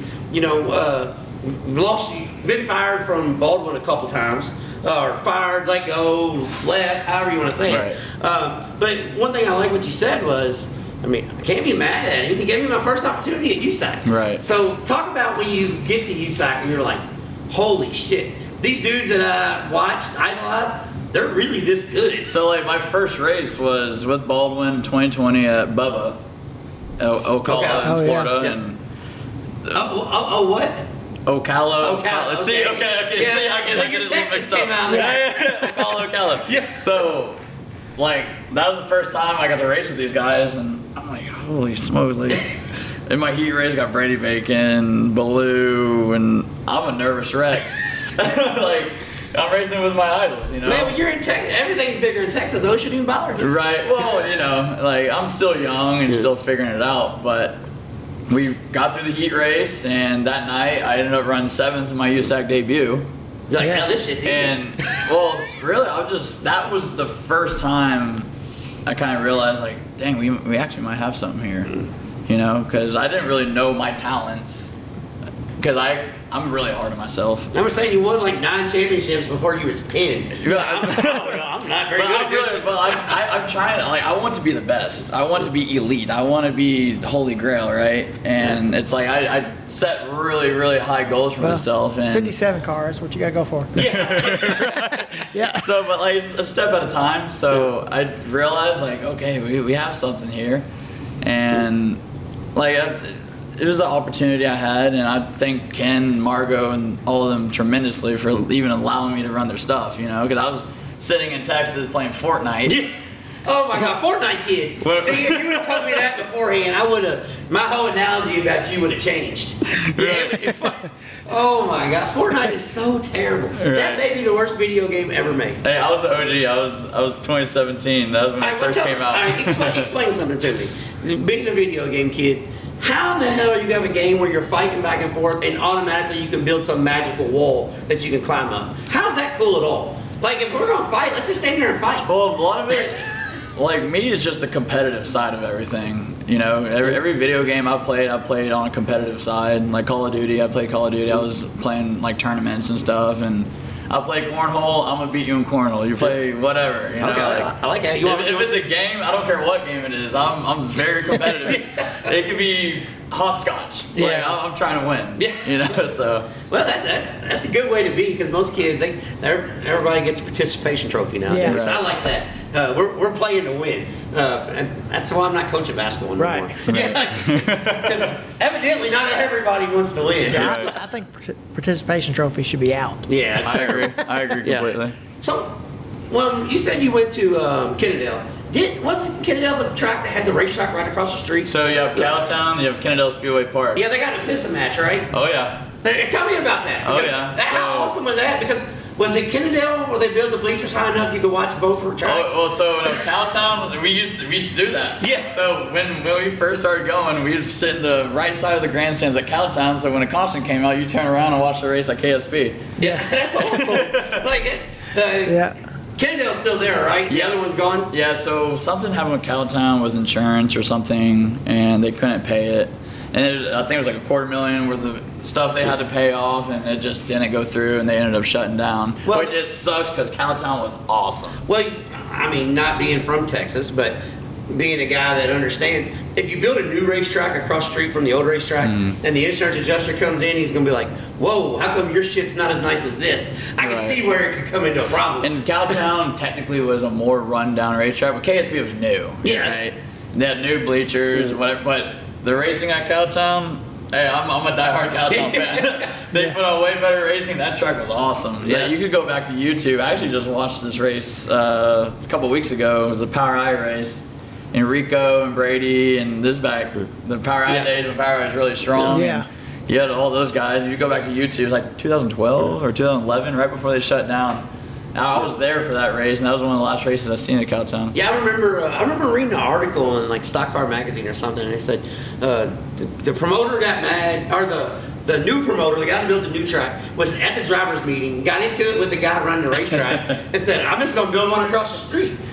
And the guy was like, yeah, okay. Yeah. And then like 2 weeks later, they were moving dirt. Like he got everything going the ball. So We kind of heard that story in Tennessee. yeah, same thing. Yeah. Basically the same thing. But yeah, that was crazy. I was like, man, like that's my childhood right there. I'm like, that'd be awesome. Yeah. Because Like I grew up. That was the first racetrack I raced at was Cowtown Speedway. Yeah. And I got 4 or 5 track championships there in the go-kart track. I never ran the big track. Yeah. Well, that's part of it. But the races there were awesome. Yeah. I remember the first ASCS race I watched there. the R19 Hodenshield was in it, and that was my first car I fell in love with. Yes. So see, here's the thing.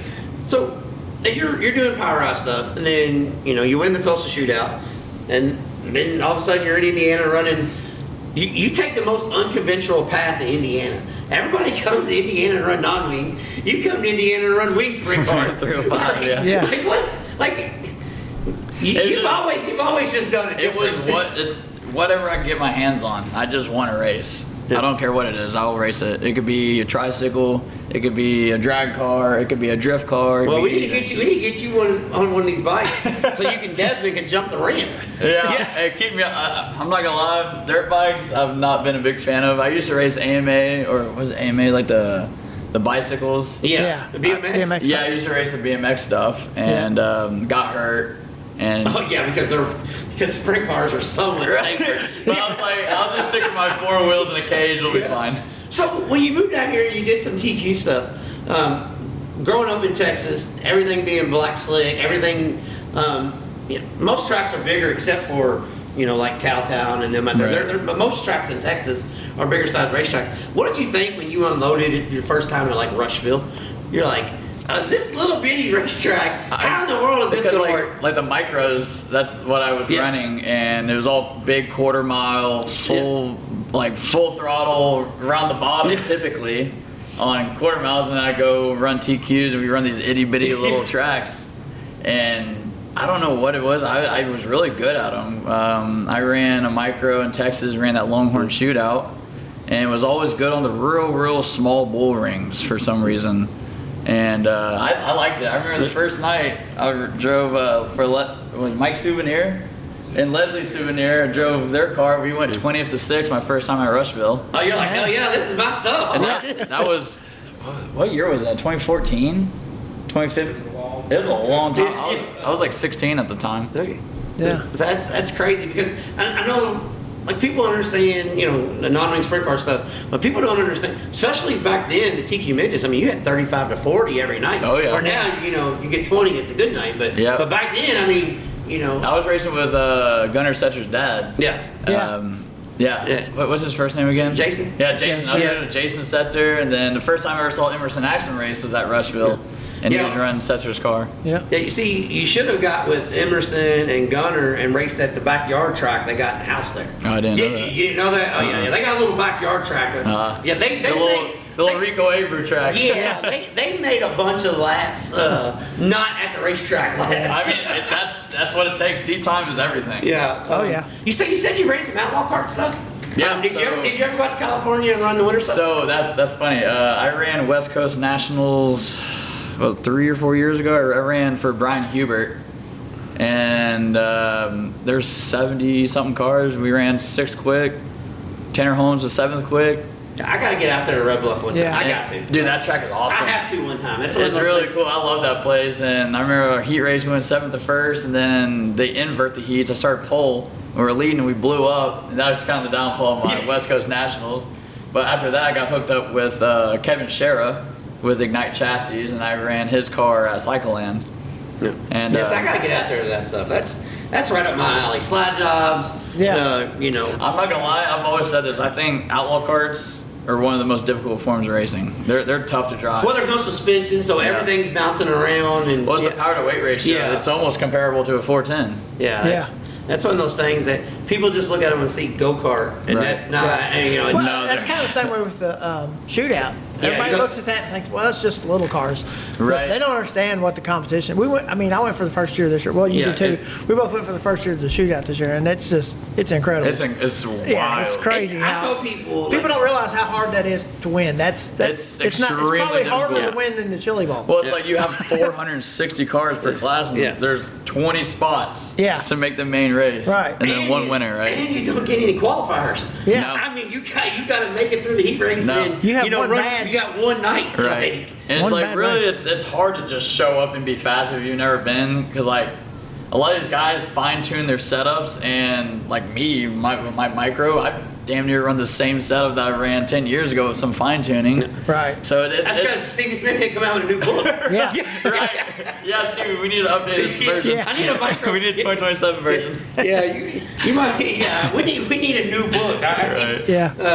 It can be downloadable. It don't even have to be hard copy. Right. But you know what people don't understand is, and I said this, and I'm a big advocate for this, and you know maybe we need to talk to the Grays here because you know they've been in with the TQs and stuff, but we need. I know US 24. We've got micro tracks in Indiana, but they're nowhere near Indianapolis. We need a Tuesday night, a Monday night, a Wednesday night micro track in Indianapolis because this is the heart of racing. We should not have kids that live in Indiana and travel to North Carolina every Wednesday night to race. That should not happen. Well, I know. Yeah. I know. I'm getting ready to start doing it with him, and I'm already like tired of thinking about driving this. Yeah, that's what I'm saying. Like, So I think they tried to do. I think they tried to get it started. I think Bernie with Indy Race Parts tried to start a program with outlaw cars, but I don't know if it went through or not. But we need outlaw cars, non-wing, wing micros. I mean, it's just. it would be really cool to have an outlaw, but a lot of kids are going to junior sprints. Well, we're doing junior sprints, Sure, whatever. yeah. But I even said this, and people thought I was crazy. So why can't we do it at the Indianapolis Motor Speedway? We put a couple baseball bleachers. We don't got to put the big stands in. We got the damn track there. I'm sure it costs a lot of money to go run there. But no, I'm saying we got the track there though. It's Right. already there. Right. Why can't we open it up on Monday and all right? We don't need a bleachers. See, that's above my pay grade. I'm not sure. Yeah, Like, it would be awesome to see. Yeah, It'd be awesome because like we do need that with like the younger kids. Yeah, I mean like a lot of kids Desmond's going to be a place to race. Right. And we can't keep jumping ramps out here. They're going to tear shit up. Well, it Yeah. seems like a lot of kids now they're 6, 7 years old already in micros. So Yeah, that's one of those things I say we need that. And I'm cool to be in Rushville. And one thing, they did put a new micro track there in Columbus. Keith and the Sensor and Axum's dad. Like, Yeah. So they've ran and there Clint before. Percy, like it's a pretty neat. It's a damn good little racetrack. Yeah, I actually ran Columbus for Brandon a couple years ago. That was a fun. No, it's little now though. Yeah, they shut it down. It's like a little. Oh, really? Yeah. It's like a small pumpkin. Okay. It's got a curve cut in it and We're gonna everything. get rid of the outside track and pretty much it's all gonna be on the inside. Okay. Oh no, it's badass now. See, I haven't been there in 8 years. So. No, it's nice now. they've got a little racetrack there now. Oh, It's- okay. I mean, it's got that, a that curve. could be a place. Yes, that's what I'm saying. We had Keith on, and I tried, and Keith was like, "Well, I'm so busy." Right. I'm like, "Then why the hell are we working on this on a Tuesday night?" We was up there on a Tuesday night hanging out Yeah. with him. I'm like, "You're up here working on the track. Like, let's do this." Yeah. He's like, "Well, I mean, with the fair board and this and that, I think everybody wants it, but nobody wants to take the initiative to do make it, it yeah. happen." Yeah. Yeah, and Well, I mean, it takes money and it takes a lot of people to make that happen, I guess. But like Keith's busy with the midget stuff, so. but see, look, this is the thing. But I don't know. They were running the Belle Claire place. Yeah. Yesterday.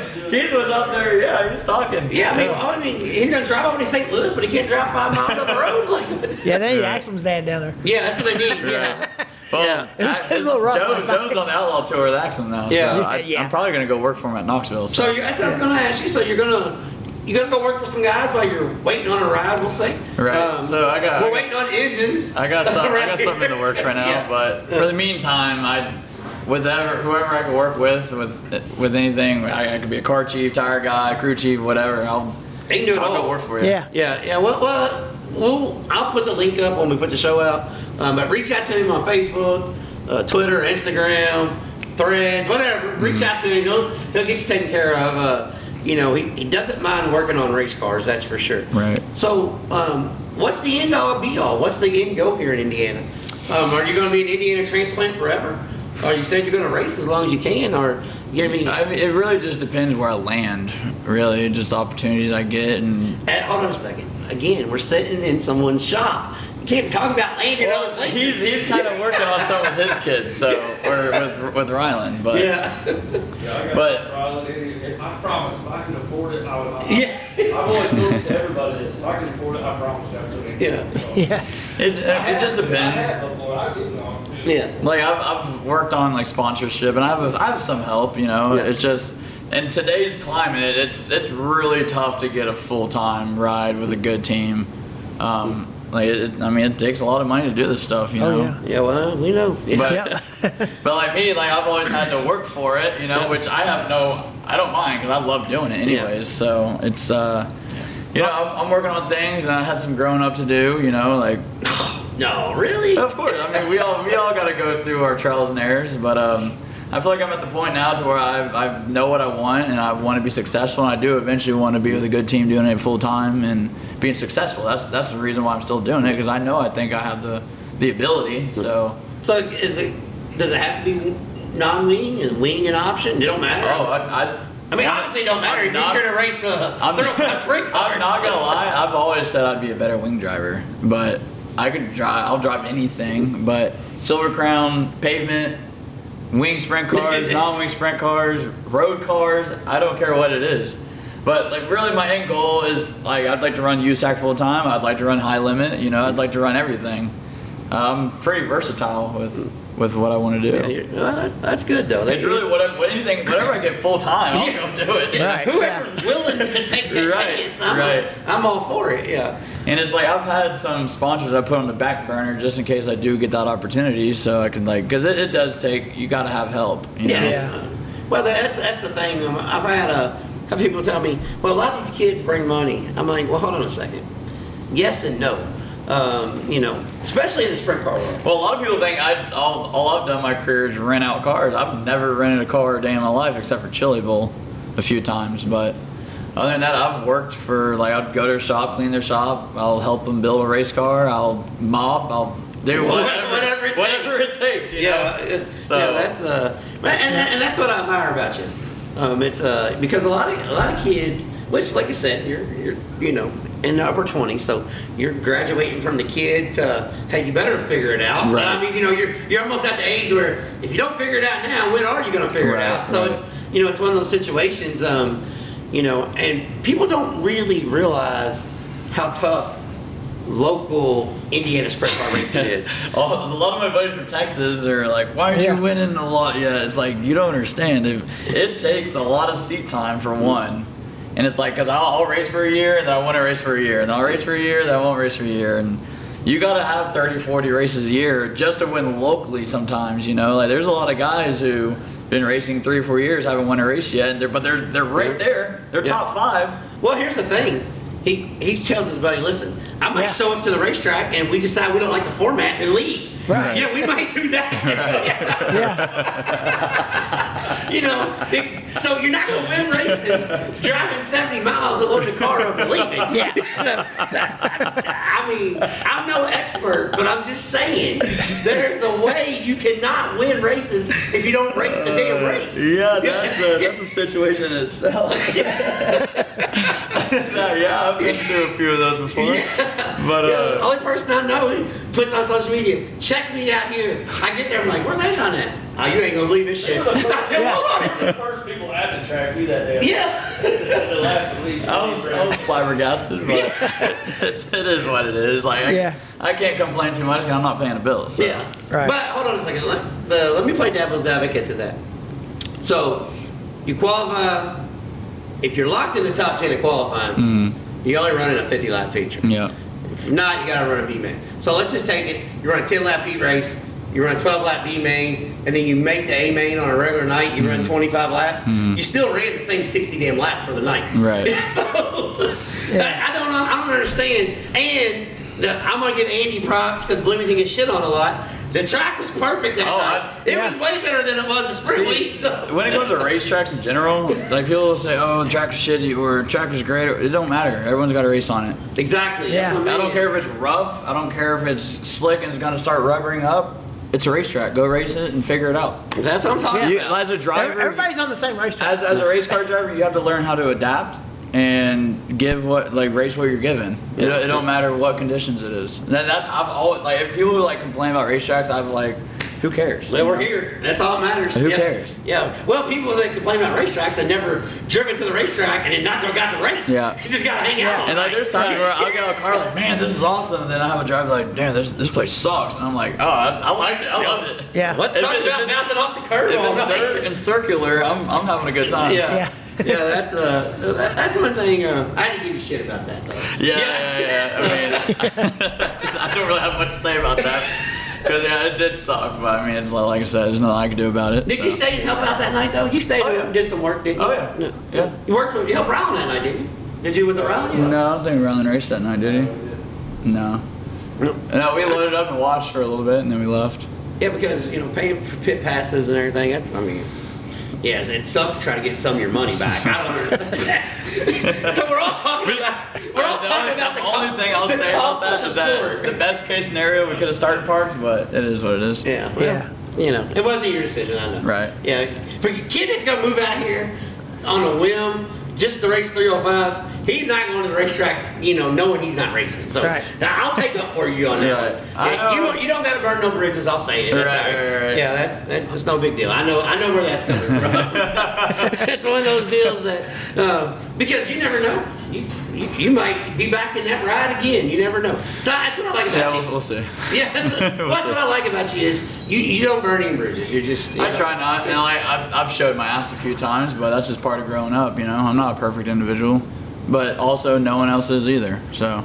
Yeah. Well, sometimes you got to. And like the way I grew up, I didn't grow up with a great life, so it's like I got the cards I was dealt, and I got to figure it out. Yeah. Well, welcome to my neighborhood, bro. Yeah. Yeah, see, man, I tell you what, I'm glad I didn't grow up out west. Yeah. All these kids that come from out west, they come here for a reason most of the time. Yeah, you grew up out west, like, I gotta figure this shit out. Yeah. We're kind of like, man, this is the shit that we tried to been figuring out. We can't. That's just the way it is. We're already here. So being here in Indiana and, racing on the local level and trying to get to a national level, explain to kids that are in California, Texas, Oklahoma, that see Kyle Larson, Christopher Bell, Brad Sweet, they see that, explain to them how tough this really is. Because I think there's a lot of misconceptions. If I just get there, it will work out. It's a lot of it's putting yourself in front of the correct people. And like you said, like not burning bridges, and it's extremely tough because there's a pool of 10,000 that want to do it, but there's 20 rides. Yeah. Right. And even on the local side, there's maybe 5 car owners who will put you in a car, and you got to be quick on it, and you got to be friends with those people. You got to have their phone numbers. You got to talk to them, and you just got to be there. Also, you got to perform. So yeah. Once you get the opportunity. Once you get the opportunity, you got to perform. Yeah.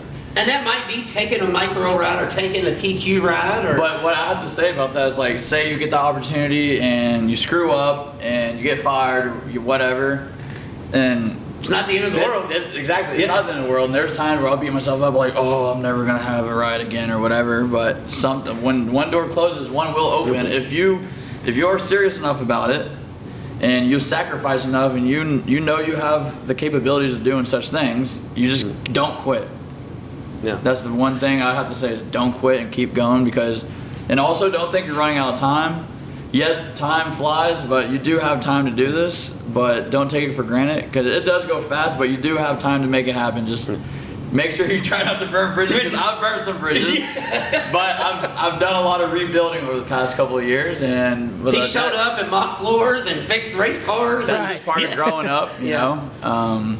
Like I said, just don't quit. You just got to keep going because something will happen if you do it long enough and you do it to the best of your abilities and you listen to the correct people who will guide you to be successful. It will happen eventually, and that's how I go about it. So that's good advice for young racers in any division. Yeah, you don't even have to be moving anywhere actually. Yeah, you don't have to be in and it don't matter. You could be the poorest, you have zero connections. It don't matter. If you want to make it happen, go get it.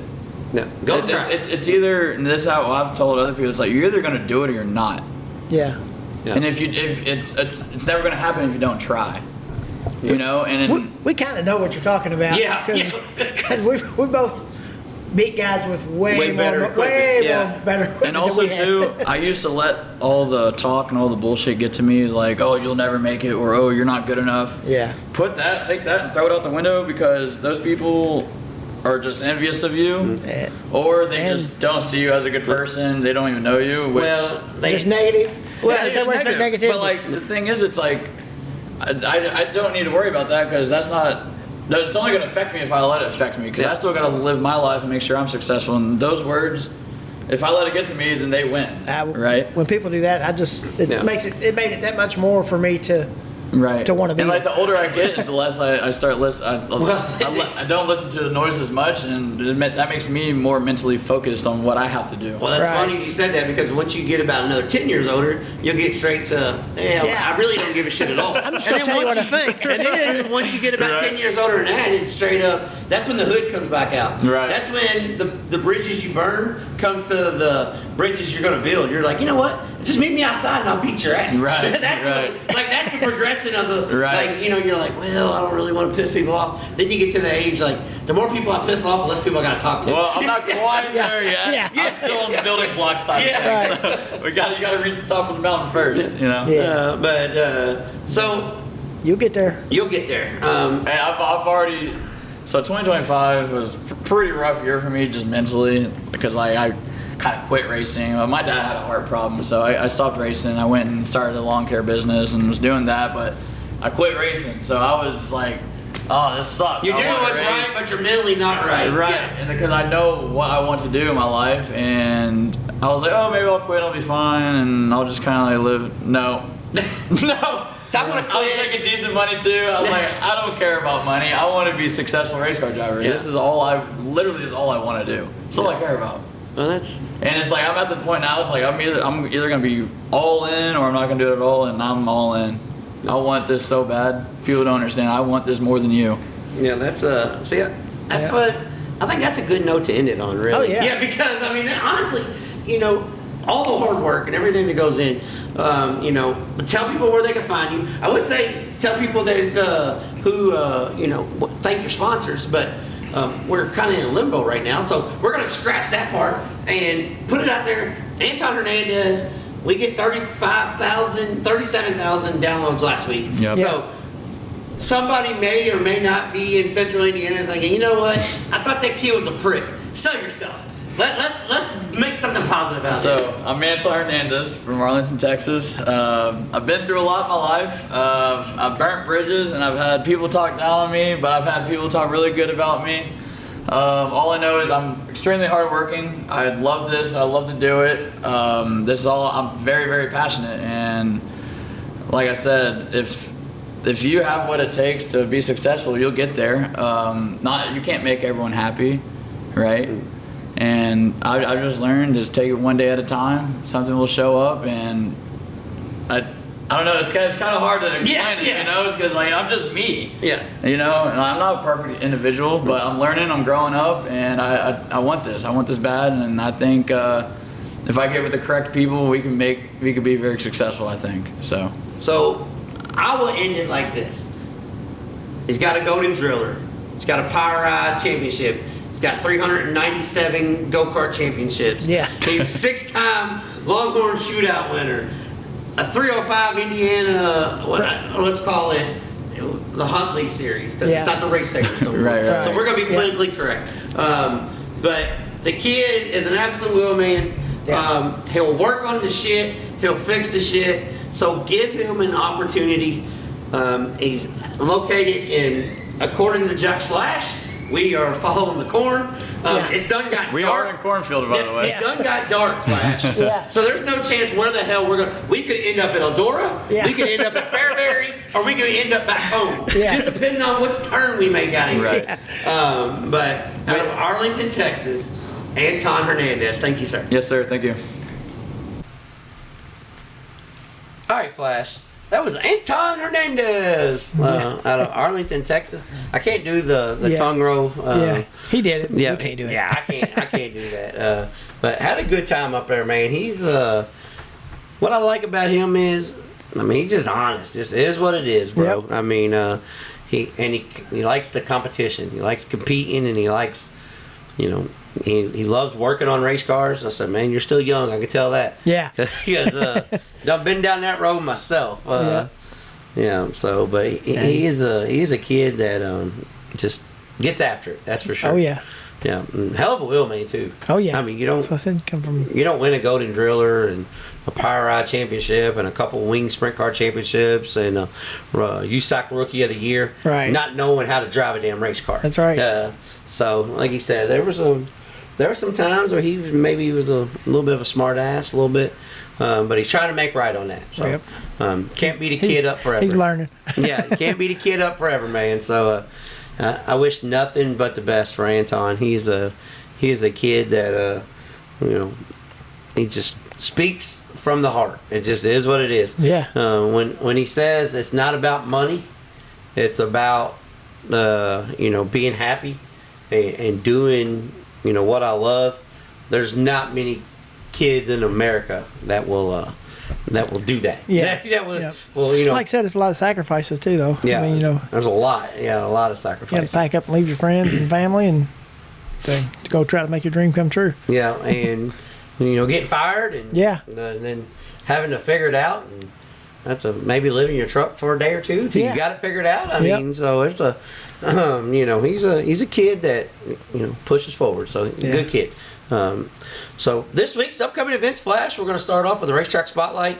The Racetrack Spotlight, this has already been a Racetrack Spotlight a couple times, but this is more of an event spotlight. But the Racetrack Spotlight is Lawrenceburg Speedway this Saturday night. I will be there for the River City 40 for the Save a Lot American All-Stars presented by PPM. But this is also the second annual Zach Bolton Memorial. $3,005 to win, $305 to start. For the UMP Modifieds, kind of UMP Modifieds. Cumberland Plateau Open Modified rule. You can run the Hoosiers or the American Racers. Right. So if you're down in South in Kentucky, come on up. If you're South in Kentucky, bring on up. You don't even got to buy tires. You can run the American Racers. Yeah. And you can run the Hoosiers as well. Because these guys up here said you can't beat them. Yeah, they said you can't do it. We got to. Like the modified guys that had problems last week and was getting on to me for some reason. I guess I'm the modified connoisseur. Yeah. This is an opportunity to show up and support a big race. Yeah. And it's the last opportunity that the mods will be at Lawrenceburg Speedway before the Memorial Downing. So come and get you some practice and nothing else. So that Lawrenceburg Speedway, third mile, one of the most beautiful facilities in all of short track racing. Yeah, it's like the NASCAR track of dirt racing. Dirt racing, yeah. Nice facility, great food, nice pits. Partially covered bleachers with, Yeah, you don't have to. Chairback seats. The whole place has got chairback seats. Yeah. But you don't have to sit in the sun. It's right there on the Ohio River. You can come up, make a day out of it, spend the day over on the riverbanks, eat on the waterfront, go to the races, spend the evening at the casino. Yeah. Across the street. You can make a day out of it. You can tell your wife, girlfriend, significant other, partner, or take your girlfriend because your wife's out of town. Yeah. Whatever you want to do. But you can make a day out of Lawrenceburg Speedway for the River City 40 and the second annual Zach Bolton Memorial. So looking forward to that. Also Friday night I will be at Ponderosa Speedway for the Save a Lot American All-Stars presented by PPM. So got a doubleheader this weekend at Kentucky's Baddest Bull Ring and Indiana's I know Kokomo's Indiana's Baddest Bull Ring, but Indiana's Take Your Breath Away Daredevil Racetrack. Yep. So two good back-to-back nights. And then the big one, granddaddy of them all, starts Wednesday night, all live on Dirt Vision. The Knoxville Nationals, 410 wing sprint cars. I probably should have looked it up, but I think it's like the biggest purse ever, so I don't want to lie to you about the number, but it's going to pay more than the King's Royal, and it's the highest paying sprint car race ever. Yeah. So other than the million. Other than the million to win, Right. yeah. So, but I think it pays like either $5,000 or $10,000 to start to make the AMA. Wow. Yeah, it's a big. Yeah, it's big. There'll be some racing for that. Yeah, it's big, and I think it pays like $500 or $1,000 a lap in the A main too. Yeah. Yeah. So cool. yeah, it's Yeah, it's a big deal. So. They've been having some cool races like that. They had the 5,000 to win dash for cash. Dash at Florence for cash. too. Yeah. Who won that? I didn't even see. Do you know? No, I have no idea. I don't. I was yeah. gonna look it up and I forgot. Yeah, I have no idea. I've had a lot going on this weekend. Yeah, and I was. I've tried to watch as much racing as I could, but I've had a lot of other stuff going on. Yeah, well, I was at the racetrack and there was 140 cars to say that I couldn't keep up with everything. Right, yeah, exactly. Plus, when you're someplace like that, you want to watch what's going on. Yeah, I've got all week to catch up on That's that. right. Yeah. And Friday night, Bloomington Speedway has the Josh Burton Memorial, $10,000 to win for the non-wing sprint cars. Saturday night, good. This here is a good doubleheader back to back. If you're a late model fan, we got you covered. If you're a non-wing sprint car fan. Friday night, Bloomington Speedway, Josh Burton Memorial, $10,000 to win. Saturday night, the Hoosier Sprint Nationals, Tri-State Speedway for the Midwest Thunder, $5,000 to win sprint car race. Yeah. So back-to-back nights there can get you covered. And then USAC National Midgets, Friday and Saturday will be at Coles County. Pretty badass little bull ring. Yeah. And next Sunday night, when we're recording our episode 99, the USAC National Midgets will be at Macon Speedway. Oh, that'd be so cool. That's going to be pretty good. Yeah. So there's plenty of stuff going on this week. If you're a fan of sprint car racing, you've got the best of both worlds. Knoxville Nationals, non-wing sprint cars.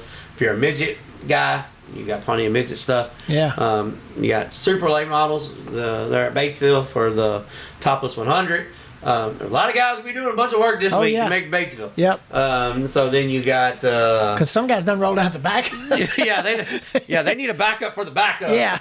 as a nephew's dad once said. Yeah. You're gonna need a backup for the backup, bro. Yeah. But yeah, if you're a crate late model guy, you've got a couple bad bull rings. So there's a bunch going on this week. Yep. You got anything, Flash, before we get off here? I don't think so. Flip this freaking table over and see if this stuff works. Because right now I'm looking at the screen and we are on a big fat negative. Yeah. So we're going to have to try option 2. Yeah. So I don't know if this week's show, it may not have like an opener and stuff. Yeah. We'll see what happens. Yeah. But so anything else, Flash? Nah. Tell somebody about us. We're getting ever closer to episode 100. I don't know, guys. The way this is going, episode 100 might be the final one. Yeah. We might just go out with a bang, okay? But no, we're not quitting that easy. No. But yeah, this has been a pain in the ass this week. That's for sure. Yeah. So we'll hopefully we'll get everything taken care of. Yeah. But now just everybody try to get to a racetrack. Yep. Get out, support a local racetrack. It don't have to be your local racetrack. It can be any. If you're traveling, I plan on making a trip in September, and I'm gonna try to hit one. My wife don't know this yet, but maybe 2 racetracks. Yeah. while we're on vacation. Well, so, Attica's worth the trip, Flash. yeah, well, Attica I'm definitely going to. As Attica's long as it's not raining, we're definitely going there. Yeah, it's worth the But I'm trip. gonna try to hit something in New York or somewhere up in that area. Some of the big tracks, the big blocks. Yeah, I want to see the big blocks. Yeah, Hold on a second. So we're gonna end like this. Yeah. Because I know this is gonna make Chase mad. Yeah. A shower of big block power. The big blocks are set to go 4 wide. Yeah. Until next time, we'll be trading sliders.